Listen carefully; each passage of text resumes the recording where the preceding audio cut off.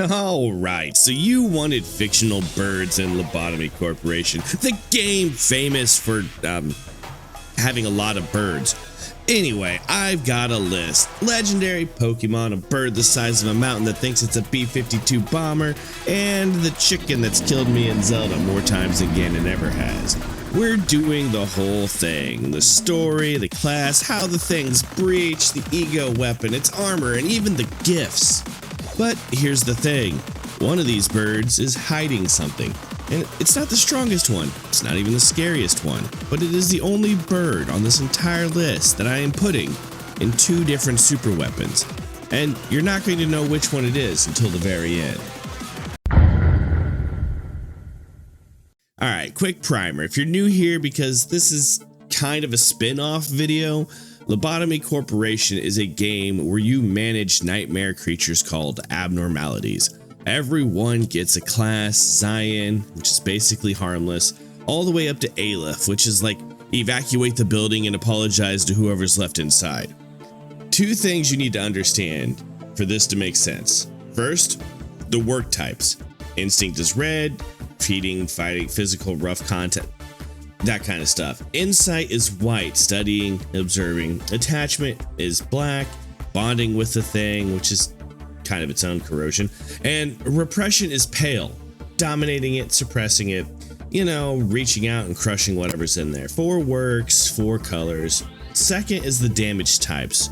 Red is physical, white is mental, black is corrosion, the slow decay of body and mind together, and pale is soul damage, which is kind of the scariest one because it just makes you.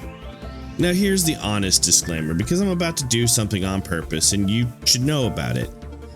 Any of these elemental type birds that are going to be in here, I'm going to turn each element into one of the 4 colors. All right, so we're gonna go with cold as white, you know, the numbing, the mental, the slow death of the mind. All right, we're gonna go with lightning as red for, you know, physical, the strike.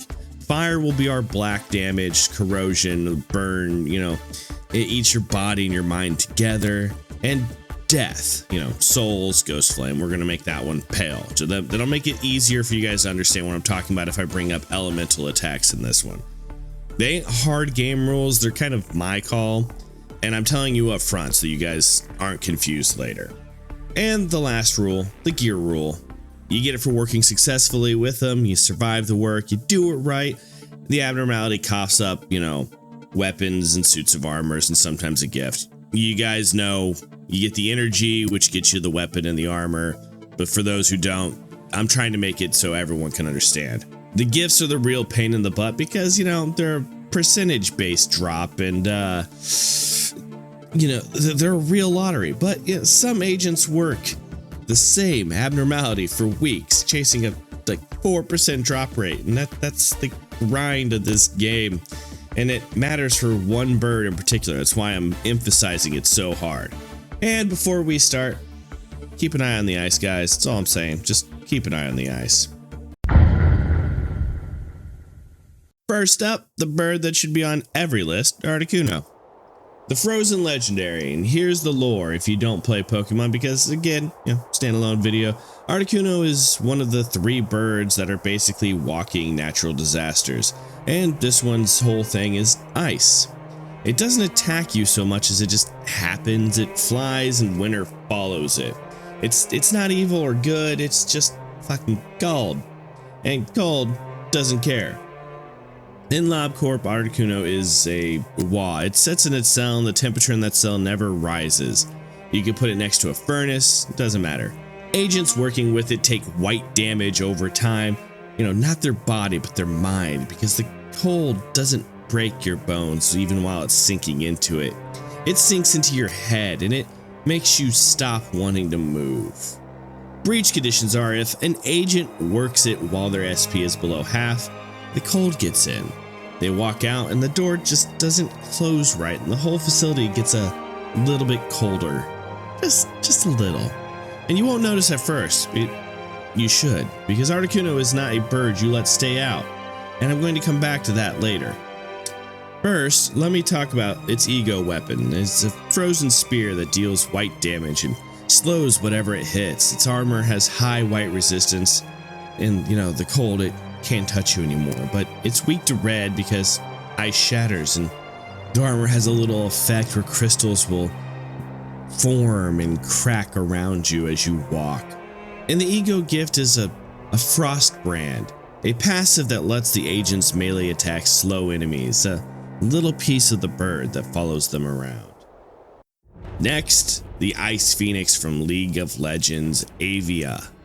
And this one's got the best gimmick of the Ice Wing group, because a Phoenix doesn't die, it just takes a break, and Avia's whole identity is that when you kill it, it turns into an egg, and if you can't break the egg before it hatches, you've got a full-grown Phoenix again, and it's furious.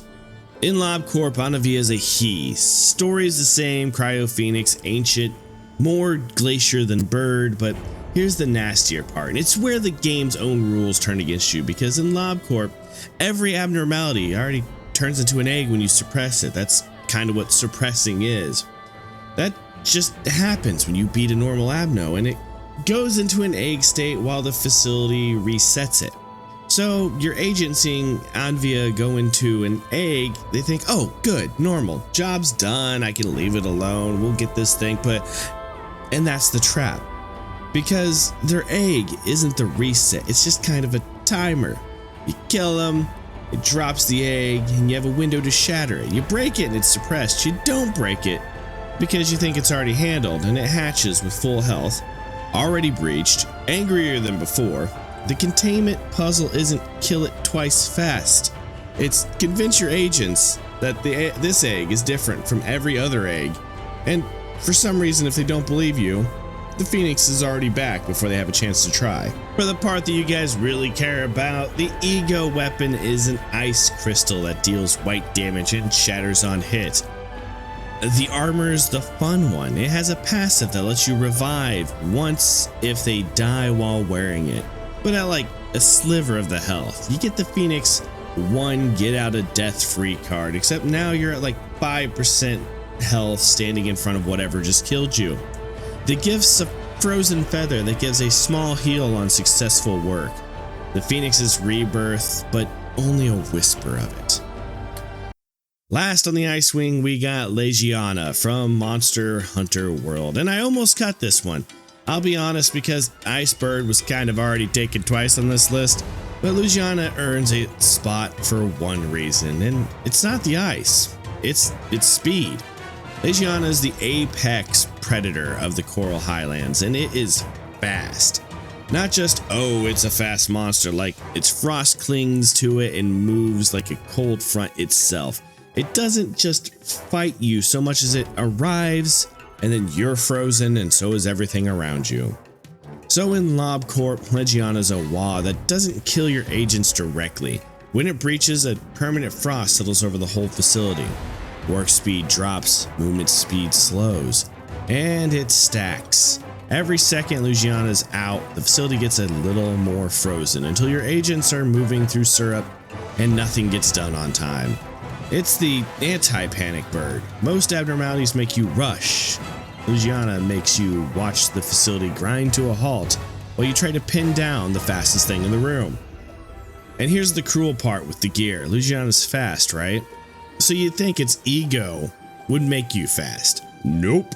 The weapon's a frostblade that deals white damage and slows what it hits. Fine, that's useful. But the armor has massive white resistance and permanently slows the agent wearing it. The fastest bird's gift is making you slower because the ice is weighing you down.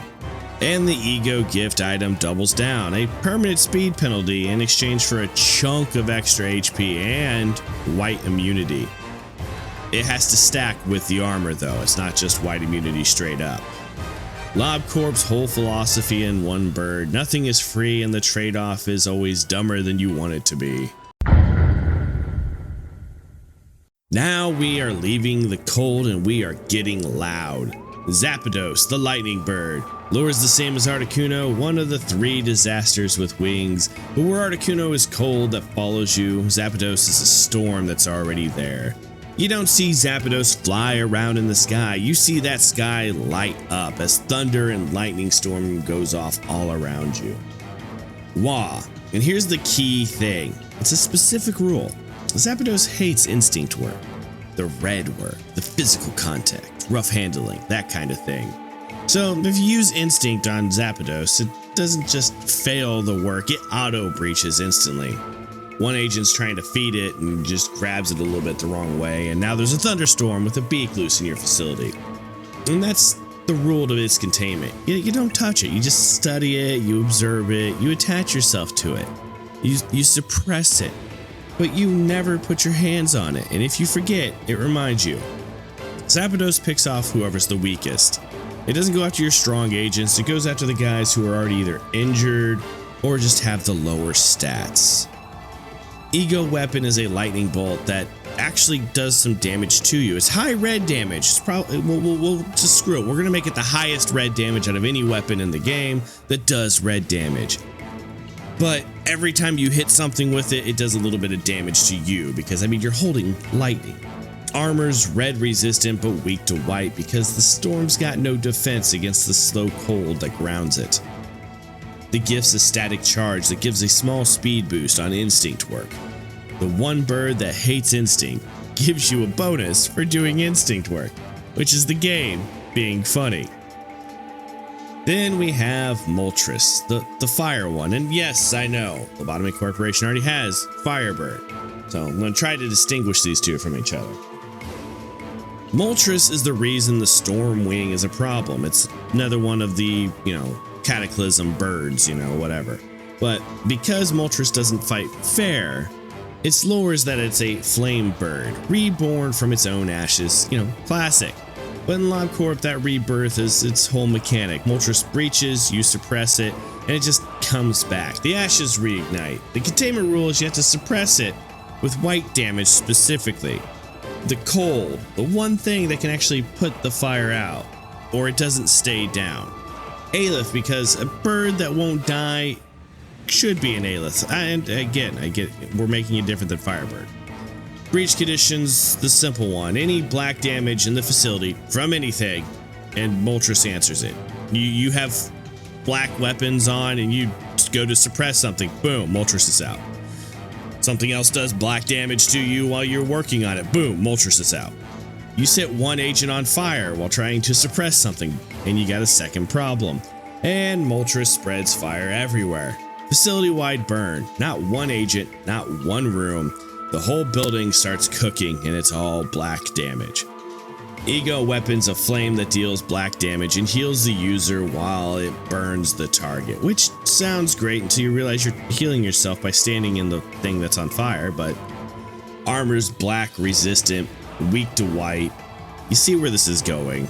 And the gift's a cinder that gives the agent a small black damage heal on kill.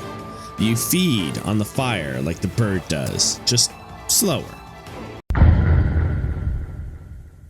Okay, the next wing is where things stop being so funny, because these three aren't disasters, they're just death.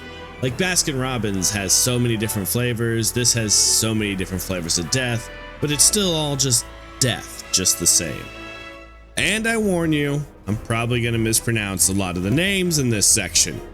Yveltal, the destruction Pokemon. And here's the thing that makes Yveltal worse than every bird before it. Yveltal doesn't kill you because it's mad. It kills you because it has to, guys. Yveltal absorbs life force to survive. It eats death, and it's not a predator. It just kind of is what happens.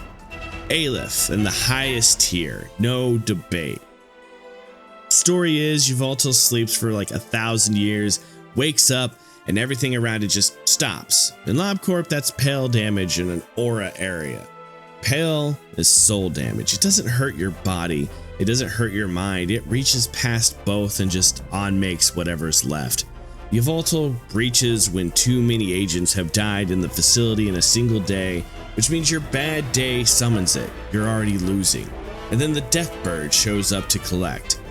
The only way to work with this Pokemon is through attachment work, trying to keep it asleep, because if it wakes up, well, more death. E.G.O weapon is a life-draining scythe that deals pell damage and heals you for a chunk of whatever it kills. Armor's the unsettling one, near immunity to pale, because the armor's basically a piece of Yveltal itself. You survive by wearing the thing that's killing you. There's a metaphor in there that I'm just not going to unpack. The gift's a pale ward, a brooch that shaves a little pale damage off everything. The Deathbird's protection worn on your chest. I did warn you, but then there's Reisvelgr, Norse mythology. This is the eagle that sits at the edge of the world, the one that eats the dead, and that's not a metaphor. Reisvelgr literally feeds on corpses. Its name means corpse swallower. It's the bird you see circling in every myth where there's something already gone wrong. And that's mechanically simple. It makes it a little bit horrible because it breaches when an agent dies and the bodies are left on the floor, which in LobCorp happens constantly. Every time a corpse hits the ground, Reisvelgr gets closer to breaching, so you can't leave your dead agents where they fall. You have to manage the bodies, which is a sentence I never thought I'd say about a bird video. It feeds on black damage of decay, corrosion, the rot, the slow end of things. Its E.G.O weapons are hooked blades that deal black damage and does bonus damage to anything at low health, and it feeds on weakness, same as the bird. Armor has high black resistance because Reisvelgr is about the end of things, and the end doesn't care about your physical armor. The gift's a carrion sense, a pair of glasses that let you get a little side thing about being able to see low health. They also will give you a slight boost to your work speed and your ability to do attachment work, making this morbid but useful. Last of the Deathwing, if you will, and this one's for my people, the OGs, the one who've been with the channel the longest, the Deathrite bird from Elden Ring. If you fought one, you don't need me to explain. If you haven't, well, here's the breakdown on it. It's a giant bird with ghost flames emanating out of it that only comes out at night, and when it shows up, it just gets a little bit worse for you. It makes it a terrible decision for you to have gone near those ruins at night. This one is an ALEPH, and here's the rule to it, and it's guaranteed. The Deathrite bird doesn't have a normal breach condition. It breaches automatically during dusk and midnight ordeals. Every time, the moment the light dims and the ordeal starts, the Deathrite bird is coming out, and it's not a maybe, it's not a random roll, and it's not a scheduled event. Dusk and midnight stop being ordeals and become ordeals plus that giant ass ghost flame bird. And you have to plan for both at once. Ghost flame is the key. It's not a regular fire, it's kind of a spirit fire, and it burns whatever it touches, and it doesn't care about your physical armor. It blows right through that. So in LobCorp, the Deathrite bird's aura is pale, but it actually attacks with a combo of black and pale, corrosion and soul damage stacked. The worst combination in the game to defend against. And the weapon. I think we're just going to bring in the Death Poker from Elden Ring. This thing attacks in melee or range. It's a spear that stabs up close and drops spears of ghost flame down upon your enemies at a distance. It deals black damage on a melee hit and pale on the ranged attacks. And you get a weapon that feels and fights like the bird does. Close and far, and in the end, nothing can clearly defend against it. The armor's got black resistance, but weakness to white, and you wear the thing that died, and now you smell like death to everything else. The gift's a ghost flame ember that gives the agent a small chance to add pale damage to any attack, even if they don't have the weapon on. It's a little piece of the end of the world in your pocket. Originally, I was gonna rapid fire these next one out, but I felt like that would have been cheap because you guys like the details. You guys like it when I break these things down. So let's get into some weird ones, some funny ones, and the ones that are secretly kind of the most dangerous on the list, even if you don't want to admit it. Speaking of that, first one is the Cucco, the chicken from Zelda, and this is the one I've been waiting for because the Cucco is the funniest and meanest abnormality concept in existence. He's just a pure Zion. He's harmless, guys. It clucks. And here's the trap. The Cucco has high results on every work type done. Every stat, insight, attach, everything. And it looks like the perfect training abnormality. It's a baby's first abno. You can farm it, easy energy and ego all day. Unless you do repression or instinct work on it. The pale work or the red work. You dominate it or you rough it up. You do that 3 times and every Zelda player just flinched. The swarm comes, and the swarm is ALEPH. Full stop, immortal chickens, your whole screen just covered in chickens. And they are unkillable, and they are looking for the one who ordered the damage done. They're not just gonna kill the agent that was working on it. No, you're the one who actually did that damage to them. They are looking for the manager. They are combing the entire...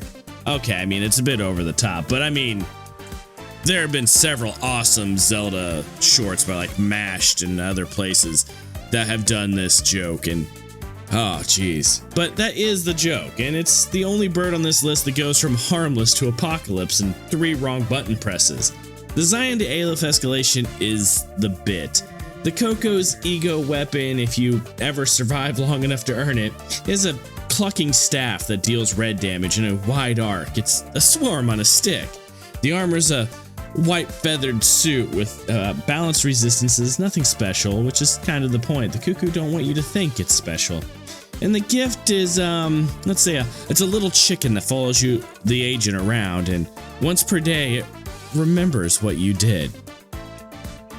Then we've got the Cucco from Monster Hunter, and it's a he. Its gimmick is it mimics other monsters, it roars to summon bigger ones in LobCorp, it breaches and mimics the roar of a random ALEPH in your facility, forcing that thing to breach. So, Cucco by itself is fine. Cucco plus whatever nightmare you're also containing is how you lose your day. The E.G.O is a weapon, it's a horn that deals white damage in a cone. It has a small chance to briefly confuse whatever enemy you're hitting it with, stopping it from attacking. You get a little bit of that mimic here. The armor's balanced with a small white resistance, gifts a throat flute, don't, that makes the agent panic, and has a chance to affect other nearby allies, which sounds bad, and it is, because screw you. Sticking with Monster Hunter, we got Mephisto. And it's a he. It's an owl whose pollen inverts your controls. In LobCorp, that's kind of a confusion effect on a breach. Agents under its pollen attack each other. Your facility turns on itself. It's the bird that doesn't even have to fight. It just makes you fight amongst yourself. Its E.G.O weapon is a feathered blade that deals white damage and has a chance to reverse a target's controls. Now, you know what? No. How about if you've got multiple breaches, it has a chance to make one abnormality attack another. Its armor has heavy white resistance. The gift is a small pollen pouch that adds the confusion effect to any weapon, but enhances the confusion effect of the owl's weapon. Then we've got the Helmrock King from Wind Waker, and it's a Wa, a giant bird from Wind Waker that just kidnaps people. Breach conditions is it snatches an agent and drops them somewhere randomly in the facility, and now you've got a missing agent, a bird that's still out and no idea where your guy went. The fun thing is, we're going to allow him to just drop them in other abnormality pits and give them random work. It is, after all, the Chaos Bird. E.G.O weapon is a hooked talent gauntlet that deals red damage and has a small chance to drag targets closer. Armor, high red resistance, weak to white. The bird's all body, it's not really that mentally stable. And the gift's a feather that lets your agent resist being moved or displaced, which would really help with some of the SCPs I brought into an earlier video, which only makes sense after you've been the one getting dropped off across the facility. We have, for again my OGs out there, Snuggly the Crow, and it's a Teth, and it's one of my favorites in Dark Souls. Snuggly's the trading crow, and you drop an item and it gives you something back. In LobCorp, I'm gonna make it a tool abnormality. You feed it an item, it gives you a random one back. This could be a cool way to exchange E.G.O gifts, like if you have one you really don't want, and you can hand it off to Snuggly here, he might drop you a better one. It's a gotcha machine with feathers, and you already know how I feel about gotcha, but you know, the gear's a trade, a tattered cloak with middling resistances. If we're going to give it gear, it doesn't, you know, it's a tool, so we're not going to give it gear, whatever. Moving on back to the Norse, we got Hugin and Munin, Odin's ravens. Thought and memory, a Zion pair, and they only work together. You work one without the other and they both get agitated. Breach conditions are simple. You separate them across departments and they'll breach. Keep them together and they're harmless. But here's a twist. I wanted this one to be cool. It's the best one in this supporting wing here that we're working on. If both ravens breach and they meet up, they don't just cause trouble, they summon the Allfather. And Odin is a coin flip. If your facility is in good shape, your agents are healthy, there's been a few deaths, you know, everything's contained, Odin shows up and he'll help you. He'll grant wisdom, buff, a moment of clarity. He sees you're taking care of his birds and he rewards you for it. But if the facility's a wreck, agents dead, abnormalities loose, blood on the floor, Odin doesn't help, he goes to war, and the Allfather does not lose a war he started. The ravens are a test, and you don't know you're being tested until the god shows up to grade you. E.G.O weapons are a paired blade and quill that deal white damage. One half is thought, one half is memory. The armor is white resistant. The gift's an eye that gives small insight bonus and a piece of Odin's wisdom traded for a piece of your own sight, which is the exact price he paid, and we all know that. Ah, yes, the untitled goose is making an appearance in LobCorp. Zion breaches and it steals one random item from an agent. It honks and it leaves, and that's it. That's what I'm doing with this one, guys. You think it'd be just a funny bird, but here's the horror that nobody's ready for. The item it steals can be an E.G.O gift. The one you spent days trying for. You know, that 4%, that 1% drop rate. The one you finally landed after a week of grinding. Cram, you know what I'm talking about. And it was supposed to go to your best nugget. The one you were building into an ALEPH killer. And the goose takes it, honk, and it's gone. Not to another agent. Gone. The goose has it now, and you'll never get it back. Anyway, that's the goose. It doesn't kill you. It takes the one thing you can't replace easily, and it honks at you on the way out.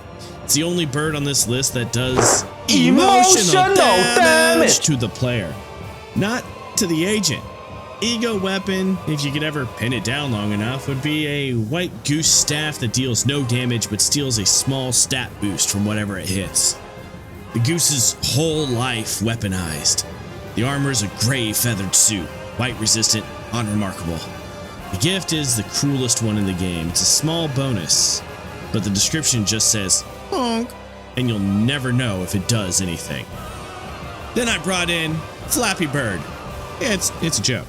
Zion that dies if any work is done to it, just instantly, one tap, boom, it's gone, it's done. Zion Flappy Bird it's dead. All right, guys, now on to the deep cuts. These are the ones that deserve more than just a name drop, because some of them are genuinely great and I'm not cutting them short. The Chocobo from Final Fantasy, the most rideable Zion in gaming, the giant friendly war mount that every hero in Final Fantasy has ridden at some point. It's not a monster for the most part, it's a taxi, but it is used in many wars across the Final Fantasies. In LobCorp, the Chocobo is a Zion tool. Agents can work it for a speed buff, and it, you know, because it's a tool, it's not going to breach ever. It's an abnormality in the facility that's genuinely just happy to be there. Give it some geisha greens, do some instinct work, and you can ride this thing around the facility, giving you a massive speed boost. The Rock. And no, I'm not talking about that one. You can't smell what he is cooking. This one is from Dungeons and Dragons.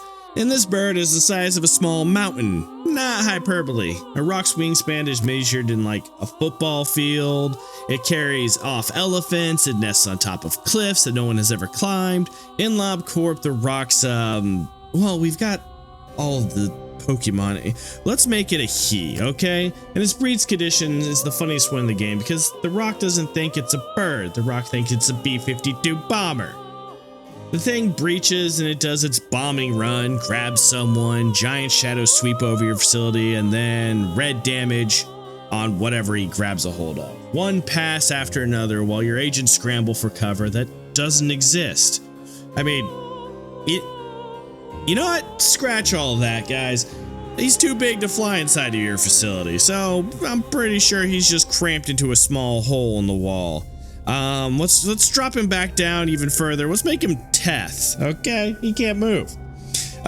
His E.G.O weapon would be a boulder-sized talon, so like the biggest weapon that you can have in the game. Only Gabora's ass is carrying this thing around. That deals massive red damage, but it swings slow, as the bird it came from. You know, it's a bomb in melee form. Armor's red resistant, weak to pale. A mountain's body, but no soul to speak of.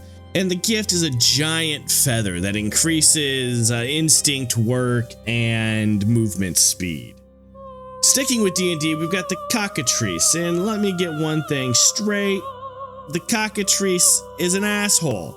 It'll peck you and you turn to stone. That's its whole thing. We're gonna make this guy a he. There's not too many things in LobCorp that have full petrification hits on them. So, if an agent gets hit by them, let's give them a chance that they'll start to calcify, and the stone creeps up from the bite mark, and if they don't get treated fast, it reaches their heart and they become a permanent statue. That sounds fun. You can't work with them, you can't heal them, they're just a rock in the corner of the cell, forever, as a warning to the next agent who thinks they can tank a bite. E.G.O weapon is a stone dagger that deals white and has a small chance to briefly petrify a target on hit. Armor has white resistance, weak to red, stone's brutality going on there. It gives a Serpent Eye charm that gives a small resistance to the ability for your agents to panic, and can also give them immunity to the bite. Next up, we have the giant eagles from Lord of the Rings, and I'm not going to disrespect these guys because a lot of people miss the point that the eagles are highly intelligent creatures with their own culture and language. They're not just big dumb birds. They're basically people with opinions, but with wings also. They choose who to help and who they don't. Guahir doesn't show up because he's trained, he shows up because he decided to. With their stature and intelligence, I am giving them he. However, they might not last very long because they're intelligent birds and they're not human, so the head might just come take them out. But their breach condition is the best in the game because they only breach to dramatically save you at the last second. Literally, when your facility is about to collapse and all hope is lost, the eagles breach and they help. They pull all of the agents out of dangers. They break up a fight. They'll do the impossible rescue and then they fuck back off to their cage. It's the only abnormality on this list that's an ally if you earn its respect.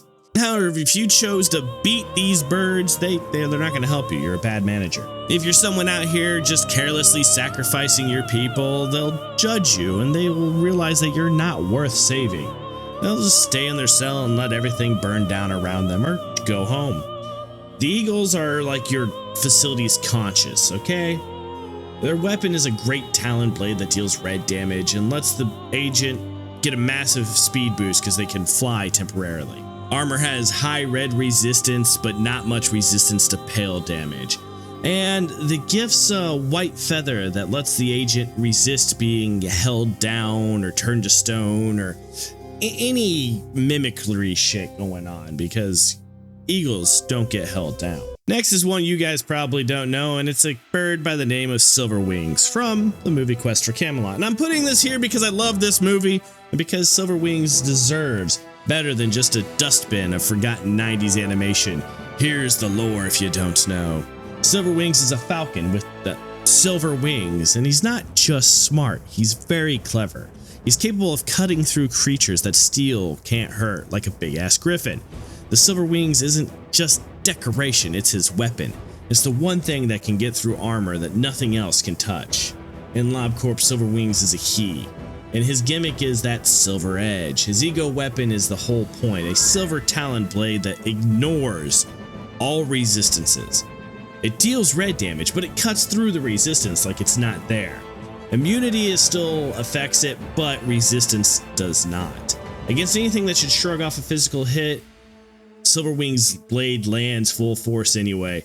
It's the anti-tank bird, and in a game built entirely around resistances and damage types, a weapon that just says no to all that is quietly one of the strongest things in the facility. Breach condition, well, Silverwings is fiercely loyal and he knows when an agent is lying to him. If you do repression work on him, the pal work, the domination, the I'm in charge submit work, he just gets insulted and he'll breach. And he'll fight any agent who disrespected him, and only those agents. And then he just goes back to his cell with his dignity intact. He's the one bird on this list with pride. His armor is a silvered suit, red resistant, white weakness, all blade, no bluster, and the gift's a silver feather that lets the agent's attack ignore a small chunk of enemy armor, even without his blade equipped. A little bit of that silver edge passed on. Speaking of the Griffin, we've got Griffin from Devil May Cry, the lightning bird, and if you know Devil May Cry, you know Griffin isn't just a monster or demon. He's got his own personality, he's a shit talker and he's got opinions. He's V's other half, the snarky one who never shuts up. In LobCorp, Griffin is a he with a lightning focus, red damage, same lane as Zapdos, but where Zapdos is a silent storm, Griffin is loud about it. He breaches when he gets bored, which is almost all the time, and he'll let you know about it by constantly talking. The facility doesn't have a bird loose, it has a bird with commentary. He's going to start his own podcast on the side. E.G.O weapon is a crackling talon that deals red damage in a cone, armor's red resistant, weak to white. The gift's a little static familiar that whispers insults at the agent, which does nothing mechanically, and it's still worth it anyway, guys. You guys forced me to bring more legendaries in from Pokemon, so let's bring in the last two. We got Lugia from Pokemon, the Guardian of the Sea, and Lugia's odd one out with the legendaries because it's not really a disaster, it's the Protector. It lives at the bottom of the ocean and it only shows up to keep the other birds in check, and that's kind of its thing. The three legendary birds rage on, and Lugia is the one that calms them down. In LobCorp, Lugia is an ALEPH that doesn't breach to attack, it breaches to restore balance, so it's a big helper to you. When there are too many abnormalities or loose at once, when the facility has truly lost control, Lugia emerges and he calms the storm. It suppresses other breaches. It's the facility's emergency brake, the ALEPH one that shows up to make things better. And here's the thing I need you to remember, because I'm coming back to this.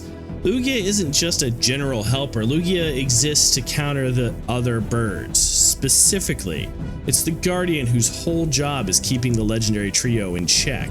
So tuck that away because it matters in a minute. E.G.O's weapon is a deep sea spear that deals white damage and has a small chance to calm a breached abnormality. Armor balanced with white resistance. The gift is a storm calm charm that reduces the frequency of ordeals.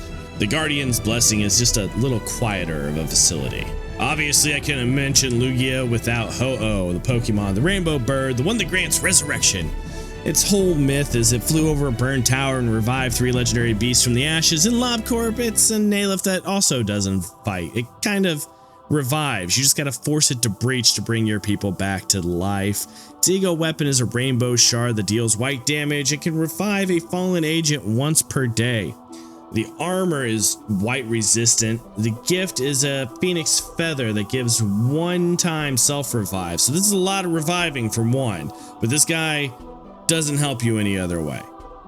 Then we've got the myth, the Final Fantasy creature, the wind bird, the king of the skies, Garuda, and we'll say he's a he. He breaches whenever any of the, disgusting, smelly ones escape just to fuck with them. He does white damage throughout the facility when his wind blows through it. It's kind of to pressure you and to wear you down a little bit. E.G.O gift is a Gale Blade that deals white damage in a white arc, armors white resistant, red. We've done this a dozen times. And the gift's a Gust Charm that gives a speed boost, and it's because you carry a little bit of the wind with you. Tornadus is a Pokemon, it's another legendary, it's just wind. Second verse, same as the first with Garuda, except for let's make it a Wah that breaches when your stress is too. If you have too many panicked agents, it'll jump out. Too many near deaths, you know. It deals white damage in a rotating pattern, and you can't pin it down because it's already everywhere. E.G.O gift is a whirlwind staff that deals white damage to everything in the room with it, so it's a bit of a double-edged sword like the gun. Hit all over the place with weapons on this one. Armor's white resistant, weak to everything physical, and the gift is a Cyclone Charm that gives a small dodge chance, so you get the Storm's Grace. And then I was going to put the American Thunderbird here, but I've got way too many guys. We got to get into the super weapons. That's what you guys are actually here for. And this is the part I told you to watch out for, because Lobotomy Corporation has a thing where certain abnormalities confuse into something worse, a super weapon. And considering we're on the, bird episode, APOC bird is one of the most famous ones here. So I thought, why not? I should do this, right? The answer is yes. And I did it 3 different times, and one bird is in 2 of them.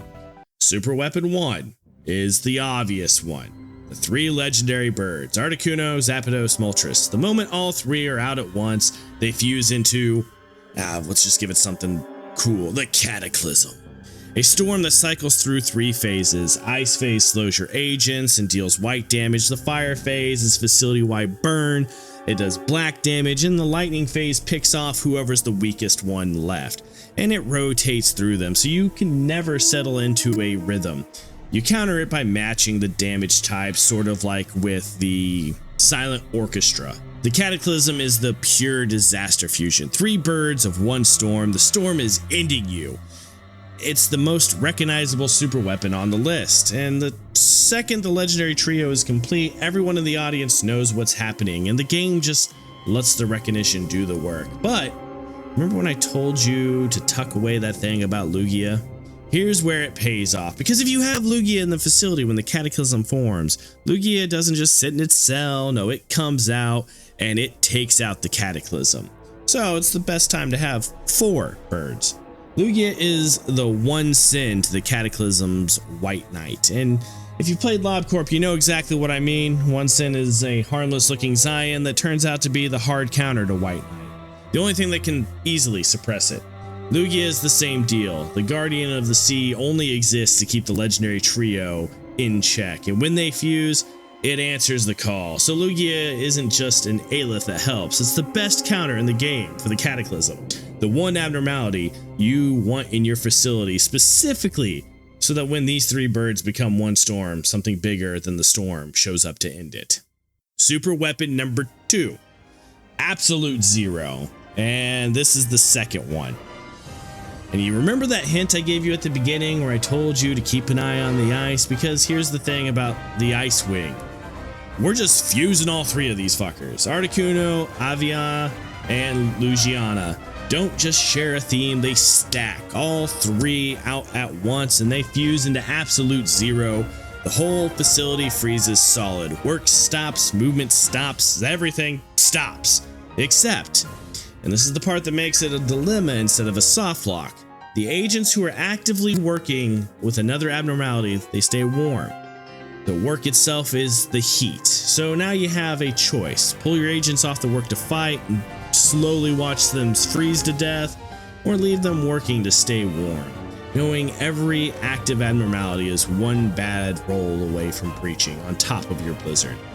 You can't fight Absolute Zero and contain your other abnormalities at the same time. Pick one and lose the other. And Absolute Zero has its own E.G.O gear. There's a reward for surviving it. The weapon's a shard of absolute cold that deals white damage and freezes the target solid. The armor's the prize, a suit of living frost, near immunity to white, high resistance to everything else, and it makes the agent permanently cold to the touch, which has no downside mechanically and every downside emotionally. The gift is the Heart of Ice that gives huge white resistance and makes the agent immune to slow effects. The one person in the facility who the cold can never touch again because they're already been through absolute zero and come out the other side.